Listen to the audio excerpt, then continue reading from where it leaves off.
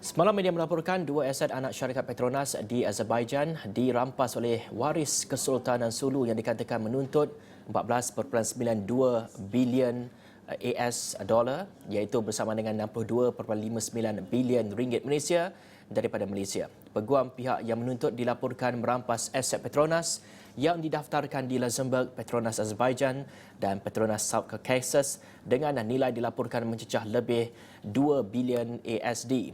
Jadi kita ingin memahami sedikit isu ini terutama dari sudut perundangan. Untuk itu kita akan bersama dengan Dr. Nur Fajri Ismail, pensyarah undang-undang USIM bersama dengan kita pada ketika ini. Assalamualaikum Doktor. Waalaikumsalam warahmatullahi. Baik, mungkin Doktor boleh bantu kami fahami tindakan terkini yang dilakukan dan waris Kesultanan Sulu tersebut Doktor. Okey. Berkaitan dengan tindakan terkini tersebut, itu adalah merupakan satu tindakan bertitik tolak daripada keputusan timbang tara di Spain yang mana keputusan tersebut telah berpihak kepada Kesultanan Sulu. Dan apa yang berlaku tersebut adalah tindakan yang diberi nama sebagai saisi aret ataupun proses rampasan merampas atas sebab bagi tujuan penguatkuasaan keputusan timbang tara tersebut. Yang mana kalau kita dapat lihat itu merupakan proses penguatkuasaan bagi mereka mendapatkan kembali jumlah tuntutan sebagaimana telah dibenarkan di dalam timbang tara tersebut. Ya Doktor, walaupun ia mungkin melibatkan kepada isu korporat iaitu Petronas, namun tindakan ini jelas menggugat kedaulatan Malaysia. Apakah yang harus dilakukan kerajaan Malaysia terutama melalui peguam negara dalam menangani isu ini Doktor? Okey, kalau kita dapat lihat ini merupakan satu penguatkuasaan yang telah dibuat hasil daripada keputusan timbang tara tersebut. Jadi apa yang perlu dilakukan oleh pihak peguam negara dan juga kerajaan Malaysia adalah untuk memohon bagi keputusan tersebut, iaitu keputusan timbang tara itu diketepikan, kerana kalau kita dapat lihat terdapatnya asas-asas yang kukuh bagi keputusan tersebut diketepikan. Sebagai contoh iaitu ada 3 perkara penting. Perkara pertama adalah tuntutan itu bertitik tolak daripada satu perjanjian yang mereka ataupun Kesultanan Sulu anggap sebagai surat ikatan pemberhentian ataupun deed of cessation yang telah dimeterai pada tahun 1878 di antara pihak Kesultanan Sulu dengan kerajaan British pada ketika itu. Namun kalau kita dapat lihat dalam perjanjian tersebut membawa satu perjanjian bahawa Kesultanan Sulu menyerahkan secara keseluruhan kedaulatan mereka yang melibatkan juga tanah-tanah jajahan mereka yang termasuk Sabah.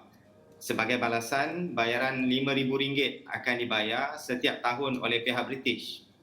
Jadi kita dapat lihat bahawa rentetan ini apabila pada tahun 1936 kerajaan Filipina mula membuat keputusan untuk tidak mengiktiraf Kesultanan Sulu. Dan pada tahun 1939 kita dapat lihat Kesultanan Sulu telah membuat tuntutan di Mahkamah Tinggi di Sandakan Sabah pada ketika itu. Dan pada ketika itu, mahkamah di Sabah telah membuat keputusan bahawa Kesultanan Sulu ini mereka telah menyerahkan konflik tersebut untuk diadili di Malaysia.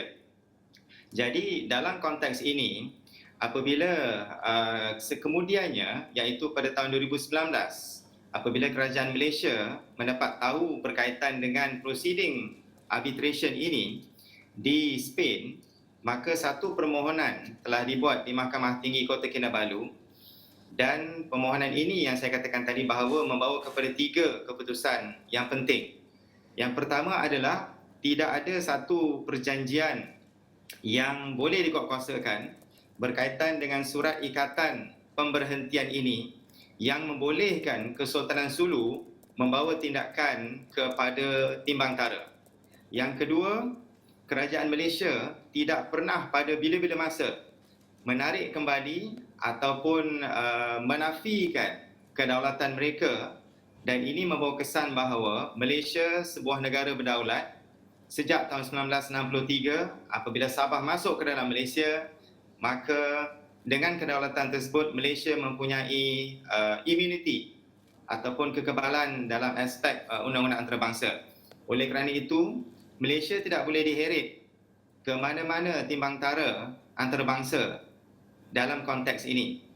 Dan tambahan pula, kalau dapat dilihat, perjanjian yang dikatakan dituntut oleh Kerajaan Sulu ini atau Kesultanan Sulu ini adalah bukan perjanjian komersial, dan dia bukan juga merupakan perjanjian yang melibatkan perniagaan. Dia melibatkan perjanjian tunggakan pembayaran apabila kedaulatan tanah mereka diserahkan kepada British. Dan ini kalau kita dapat lihat merupakan perkara kedua yang mana perlu diambil tindakan oleh Kerajaan Malaysia berkaitan isu ini. Yang ketiga yang saya ingin nyatakan di sini adalah berkaitan dengan apabila berlaku pertikaian, sepatutnya yang menjadi forum bagi pertikaian itu dirujuk adalah Mahkamah Tinggi di Sabah. Kerana Mahkamah Tinggi Sabah merupakan satu mahkamah tinggi yang bebas, ya, dan merupakan forum yang bersesuaian bagi menentukan pertikaian ini. Ini kita dapat lihat dalam perjanjian itu sendiri yang mana telah disahkan dalam kes pada tahun 1939, yang mana mahkamah mendapati bahawa Kesultanan Sulu telah menyerahkan isu berkaitan pertikaian ini dalam bidang kuasa mahkamah tempatan, iaitu Mahkamah Malaysia. Jadi kalau kita dapat lihat dalam proses timbang tara, dia ada perkaitan ataupun interplay, connection between undang-undang tempatan domestik dan undang-undang antarabangsa. Dan kalau kita dapat lihat, walaupun terdapat elemen undang-undang antarabangsa dalam timbang tara, kita dapat lihat juga dalam konteks undang-undang domestik, jika sesuatu perkara pertikaian itu melibatkan konteks kedaulatan tanah air sebagai contoh, ia adalah sesuatu yang tidak boleh dibawa ke timbang tara. Kita panggil sebagai non-arbitrability. Dan dalam konteks ini, kita katakan bahawa peguam negara perlu membawa keputusan yang diputuskan pada tahun 2019 untuk diiktiraf dan dikuatkuasakan di Mahkamah Rayuan Spain bagi tujuan mengenepikan serta tidak mengiktiraf penguatkuasaan keputusan daripada timbang tara Spain tersebut.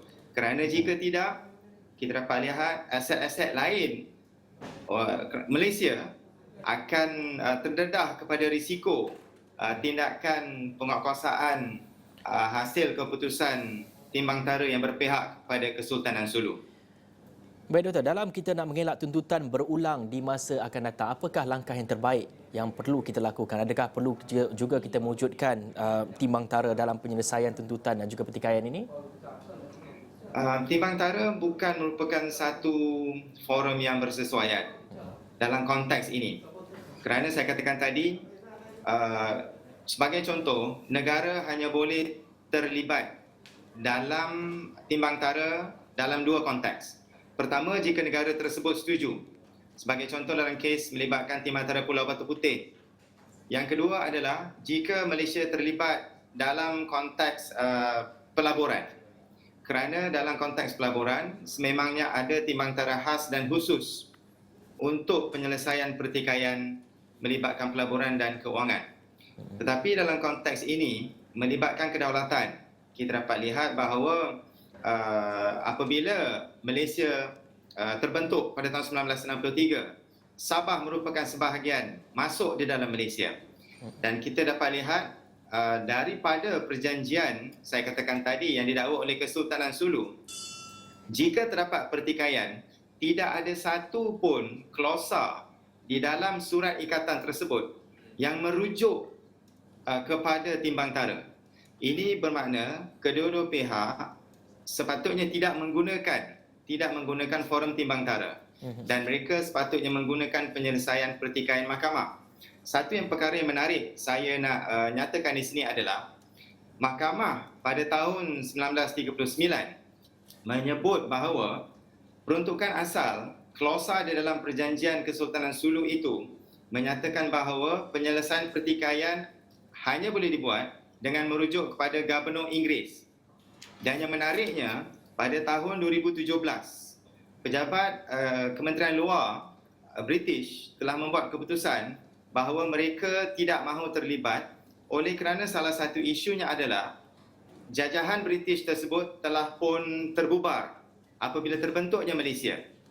Dan oleh kerana pada tahun 1939, Kesultanan Sulu sendiri membawa kes ini ke mahkamah, ini bermakna mahkamah merupakan satu forum terbaik bagi tujuan penyelesaian pertikaian timbantara, bagi keputusan pertikaian, menyelesaikan pertikaian ini.